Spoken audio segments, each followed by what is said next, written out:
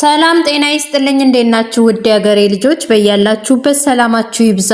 ውድ ያገሬ ልጆች እንግዲህ ከሰሞኑ ሚዲያ ላይ የምናየው ነገር በሙሉ አንድ ከመጀመሪያ ሰምተን ድጋሚ ደግሞ ስንሰማው ነገሩ እየተገለባበጠ መጥቷል ማለት ነው እና ከሰሞኑ ከሸገር ኢንፎ ላይ ቀርቦ የነበረው ዳንኤል በስም ስህተት ከኖርዌይ ወደ ኢትዮጵያ ዲፖርት ተደርጎ ኢትዮጵያ ውስጥ ደግሞ የነበረው ሁኔታ ጥሩ ስላልነበረ ሆሎታ በሚባል ሀገርም ለ8 ወር እስር ላይ እንደነበረና ከዛ በኋላ ግን ቀጥታ ወደ ጎዳና እንደወጣ ነበረ የመጀመሪያው ቪዲዮ ሲለቀቅ በአራት ማዕዘንም ባያነባ እኛንም ያስለቀሰን ማለት ነው። እኔ ቪዲዮውን እንኳን ጨርሼ ማየት አልቻልኩም ማለት አቅም አጣው። እንዲህ ዘንድሮ ግን 2018 ከገባ ጀምሮ የሚያለቅሱት ወንዶች ናቸው። አይገርማችሁም? የሚያለቅሱት በሙሉ ወንዶች ናቸው። ቀንሷል የሴትም ባደለ እና ዳንኤል ከኖርዌይ ዲፖርት ተደርጌ በስም ስህተት ነው በማንነት ስህተት ከእንደገና ደግሞ ኦሮሞ አይደለም በሚል ነው ያለው። ኦሮሞ አይደለም በሚል ነው ያለው። ዳንኤል ግን ተወልዶ ያደገው አምቦ ነውና ከዛ ያንን ከታየ ያ ቪዲዮ ከተለቀቀ በኋላ ደግሞ ደጋግ ኢትዮጵያውያንና ዳንኤልን የሚያውቁት ተረባርበው እርዳታ እንዲደረግለት ለኪሱም የሚያስፈልገውን ገንዘብ እንዲሰጠው ተደረገ። ልብሱንም ቀይሮ ወጣ። በሁለተኛው ቪዲዮ ሲመጣ የሆነ ተስፋ ሰጪ ቪዲዮ ነበር ማለት ነው። ከዛ እዚህ ሸገር ኢንፎ ላይ 2 ቀን ቪዲዮ ተሰራበት በዳንኤል ማለት ነው። በሶስተኛ ደግሞ ትናንትና ፕሪሊየም ተለቆ ማለት ነው ብዙ ሰው ወደ 13000 ሰው እየተከታተለው የበፊት የተወራው ሁሉ ውሸት ውድቅ የሚያረግ መረጃና ማስረጃ ይዘው ሲሞግቱት ነበር።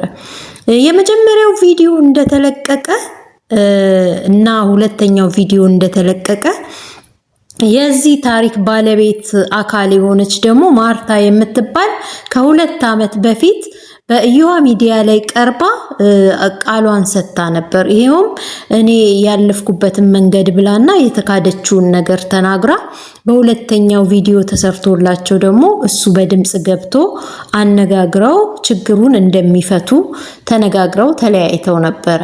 አሁን ይሄ ቪዲዮ ደግሞ ድጋሚ ሸገር ኢንፎ ላይ ደግሞ ዳንኤል ሲመጣ ያ ታሪክ እንግዲህ ያው የተለቀቀ ታሪክ እዚሁ ሚዲያ ላይ ያለ ታሪክ ስለሆነ የዚህ ታሪክ ባለቤት አንቺ ነሽ ወይ አንቺ የምትዩ ዳንኤል ነው ወይ በማለት እሷ ጋር ብዙ ሰዎች ይደውላሉ። ኢዮሃ ሚዲያ ላይም ደግሞ የዚህ ታሪክ ባለቤት ማርታ ናት፣ እስቲ ማርታን አናግራት እየተባለ ሲደወልለት ስለነበር በቀጥታ በድጋሚ ማርታን አመጣትና የታሪኩ ባለቤት አንቺ ነሽ ወይ ያንቺ ከዚህ በፊት ዳንኤል ብለሽ ያልሽው ሰው ይሄ ነው ወይ ብለው ሲጠይቃት አዎ ይሄ ነው እኔ ብዬው ነበረ። የኔ እንባ ፈሶ አይቀርም ጥሩ አይደለም ተው ዳንኤል ብዬው ነበረ። በዚህ ደረጃ ግን እግዚአብሔር ቅርብ ሆኖ ሳየው ደግሞ በጣም ነው እንትን ያለኝ አለች። ከዛ ኢዮሃ ሚዲያ ላይ ጋዜጠኛው ምንድነው ያላት? ምን ተሰማሽ ሲላት በጣም ነው ያዘንኩት ነው ያለችው። በጣም ነው ያዘንኩት ነው ያለችው እና በጣም ነው ያዘንኩት ነው ያለችው። ቪዲዮውን አይተሽዋል ወይ ጨርሰሽስ ቪዲዮውን አየሽው ተብላ ተጠየቀችው።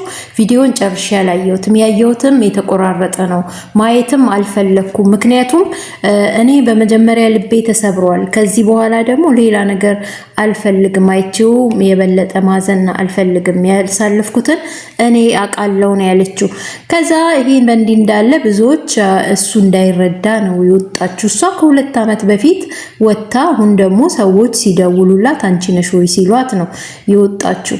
ሰዎች ግን እሷ ውሸት አለባት ያው እሱም ደግሞ ያለው ነገር ከጀርባ ያለው ነገር የሆነ የተደበቀ ነገር አለ ብለው እያሰቡ ባሉበት ሰዓት ሶስተኛ ቪዲዮ ደግሞ በትናንትናው ዕለት መሲ ሸገር ኢንፎ ላይ ከፍቃዱ ጋር ከፍቄ ኖርዌይ ጋር ሆና ስትቀርብ በጣም ፍርድ ቤት እንኳን የኖርዌይ መንግስት እንኳን አሳይለሙን ሲሰጠው እንደዚህ ያፋጠጠው አይመስለኝም። ስምህን ቀይረሃል ስምን አው ስሜን ቀይሬያለሁ ከገመቹ ወደ ዳንኤል። እኔ ከገመቹ ወደ ዳንኤል አይደለም የቀየርኩት ስም አለ ብሎ ለረጅም ሰዓት የቀየረውን ስም ራሱ ለመናገር አልፈለገም። ምክንያቱም በኋላ ያው እንግዲህ እንደምታውቁት ለ18 ዓመት ኖርዌይ ኖሯል። 14 ዓመት ነው 16 ዓመት ደግሞ በባስ ሹፌርነት አገልግሏል። መኪና እንደ ልብስ ስቀያየር ነበር። ሞባይል መኪና እንደ ልብስ ስቀያየር ነበረ። አገር ውስጥም ደግሞ ዶልፊን አስመጣ ነበረ ብሎ ሲናገር የመጀመሪያውን ቪዲዮ አይተን ሁላችንም አልቅሰናል። ልባችን አዝኗል፣ ተሰብሯል። በቃ የሰው ልጅ ይሄ ነው፣ ንብረትም ይሄ ነው። በቃ ጠፊ ነው። አንዴ ከተነሳን ተነሳን ነው በቃ እያልን ሁላችንም በአንድ ልብ አዝነንለት ነበረ። አሁን ደግሞ ትናንትም ሁላችንም አዝነንለታል። እንደውም መሲንና አራት አፋጡት እየተባለ ከታች ብዙ ኮሜንት እያየን ነበረ። እንደውም ኮሜንት ማን ነው ሰብስክራይባችሁን አንሱ እያሉ የሚጽፉ በተከታታይ የሚጽፉም ነበሩና ግን እኔ በጣም የገረመኝ መሲ ኦኬ ከውሸቴ ጸዳ እንዲሆን ለሚዲያዋን ለማጽዳት ነው እንደዚህ የተከራከረችው። ፍቄም ቢሆን ከዚህ በፊት በብዙ እርዳታዎች ስሙ ስለጠፋ ያንን ለማስተካከል አሁንም በዚህ ደግሞ ማጭበርበር እንዳይኖር ነው። እንደውም ካለው ነገር ላይ በቃ እሺ እመንልን ወይም ከነውሸትክ እንድንረዳህ ነው ወይ የምትፈልገው? ማለት የሆነ ውሸታ ማጭበርባሪ ሌባ ነገር አድርገው ነው ትናንትና እንትን ሲሉት የነበረው። ሰው ሀገር የሄደ ሰው ስደት ላይ ያለ ሰው እንደውም አይደለም ስም መቀየር ያልሆንኩትን ሆንኩ ብሎ ነው አይደለ እንትኑን ወረቀቱን ለማግኘት የሚካሄድበት መንገድ ሰው የታወቀ ነው መቼም። ከእንደገና ደግሞ እሱ አዎ መጀመሪያ በ6 ዓመት ስኖር የተሰጠኝ የመኖሪያ ፈቃድና የዜግነት መብት በሌላ ስም ነው። ይሄን ስሜን እንዳለ የቀየርኩት ወደ ዳንኤል። ምን አስቀየረህ ግን? እንደው ደረጀ ሆነ ብትቀር ደረጀ ነው ብሎ እኮ ተናገረ። መጨረሻ ላይ ደረጀ ነው ብሎ ተናገረ የቀየረው ስም። ግን ለምን አሁን እኮ ጥርጣሬ ውስጥ ያስገባው በደረጀ አሁን በገመቹ 3 ስም እኮ ነው ዳንኤል የተቀየረው። ከዛ ገመቹ፣ ከዛ ደግሞ ደረጀ። ማርታ እንደተናገረችው ስሙ እንዴት ነው ስሙ ተብሎ ሲጠይቃት ይዋ ስሙ ሌላ እንደነበር ነግሮኛል፣ ቀይሮ እንደነበር። ከኔ ጋር ስንገናኝ ግን በዳንኤል ነው ብላለች። አሁንም ደግሞ ኢትዮጵያ ማነው እዛው ሀገር ያለችው ሚስቱ አብረው የተጋቡ አይደሉም፣ ግን ወልዳለታለች። እና አሁን ንብረቶቹ በጠቅላላ ኖርዌይ ነው ያለው። አሁን እሱን ከማውጣጣት ይልቅ ማለት ነው አሁን እኔ ወንጀል ውስጥ እንገባለን ብለው አስበው ይሁን አላቅም፣ ብቻ እነሱ የሄዱበት ያሰቡትን መንገድ አለ። ይሄን ሰውዬ ግን መልሶ ከሀገሩ ማገናኘት ነው የሚሻለው ወይስ በህዝብ ፊት እንደ ሌባ ማፋጠጡ ነው የሚሻለው? እኔ ያልገባኝ ነገር እሱ ነው። አሁን ትናንትና መሲ የነበረውን እዛ እስር ቤት ሆኖ ኖርዌይ እስር ቤት ሆኖ በጋዜጣ የወጣውንም መረጃ ይዛ መታ ነው ስታፋጥጠው የነበረው። ፍቄም እንደዛው። ግን ከመሲ ይልቅ ደግሞ ፍቄ የበለጠ ያውቃል። ሰው ሀገር ያለ ሰው የመኖሪያ ፈቃድ እንዲሰጠው ወይም የሄደበት ኬዝ የተለያየ ኬዝ አሁን ኤርትራ ሳይሆኑ ኤርትራንን የሚሉ አሉ። ኤርትራ አሁን ከትግራይ የሄዱ ልጆች በብዛት ኤርትራንን ብለው ነው እንትን የሚሉት። ምክንያቱም በሰዓቱ ለስደተኞች ክፍት የነበረው የኤርትራ ስለነበረ ማለት ነው በጦርነቱ ሰበብ። ስለዚህ በብዛት ኤርትራንን ብለው የሚሄዱ ይበዙ ነበረ ማለት እዛው ኬዛቸው ሲጀለ ኬዛቸው ኤርትራንን የሚሉ። ስለዚህ አሁን የሱን ወንጀል ምንድነው ያደረገው? በሀገሪቱ ኦኬ ወንጀል ነው፣ ግን ይቅርታም ሲጠይቅ እኮ ይቅር እንደሚለው ራሱ ፍቄ እዚህ ጋር ተናግሯል። እኔ እንዲህ ነኝ፣ እንደውም ሄደው በቃ እኛ እንደዚህ ነን ወረቀቱን ለማግኘት ስንል ነው እንዲህ ያልነው ብለው ቢሉ እንኳን ይቅር ይላቸዋል የኖርዌይ መንግስት። እና ለምንድን ነው አሁን እሱን ይህን ያህል ማፋጠጥ ያስፈለገው? እኔ ያልገባኝ ነገር ለምንድን ነው?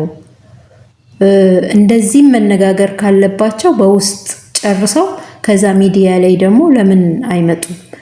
እኔ አሁን ምን አርጌሃለሁ እያለው ነው። ምን አርጌሃለሁ? ከዚህ በፊት አታውቀኝም፣ አላውቅህም።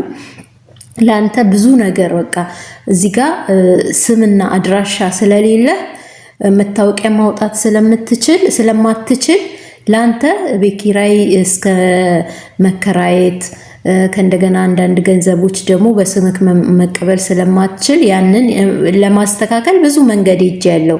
አንተ ግን አምቦ ሄደህ መታወቂያ ማውጣት ፋይዳ ካርድ ማውጣት የምትችል ከሆነ ለምን እኔ ይሄንን ያህል ብዙ መንገድ እንድጓዝ በሌለኝ ሰዓት ይሄን ያህል ጊዜ እንድወስድ ለምን አደረከኝ? እኔስ ምን አድርጌሃለሁ ብሎ በምሬት ፍቄ ትናንትና እየተናገረ ነበር። መሲም ብትሆን ሚዲያዋን ለማጽዳት ይመስላል። ከዛም ያለፈ ግን ሰውየው ላይ በጣም ሚዲያውም ለማጽዳት ከሆነ በውስጥ ነገሮችን ጨርሰው በአደባባይ ደግሞ እሱን ከማፋጠጥ ይልቅ በአደባባይ የሆነው ይሄ ነው ብላ ይቅርታ መጠየቅ ትችላለች እኮ ለሆነው ነገር። እሱም ሶስቱም ወጥተው ይቅርታ መጠየቅ ይቻላል። ህዝብ ፊት ማፋጠጡ ይሄ ሁሉ ህዝብ በ13000 ሰው በተሰበሰበበት ማፋጠጡ ለምን እንዳስፈለገ አልገባኝም። ለማንኛውም አዳዲስ ወሬዎች፣ ዜናዎች ሲኖሩ እየመጣን የራሳችንን ሐሳብ እዚህ ላይ ስለምንናገር ሚዲያችን አይደል ቲጂ ኢትዮጵያን ሰብስክራይብ አድርጉ። በኬክ በሌላ በተለያዩ ነገሮች ደግሞ እንደምመጣ ታውቃላችሁና ይሄንን ቻናል ሰብስክራይብ አድርጉ። አመሰግናለሁ።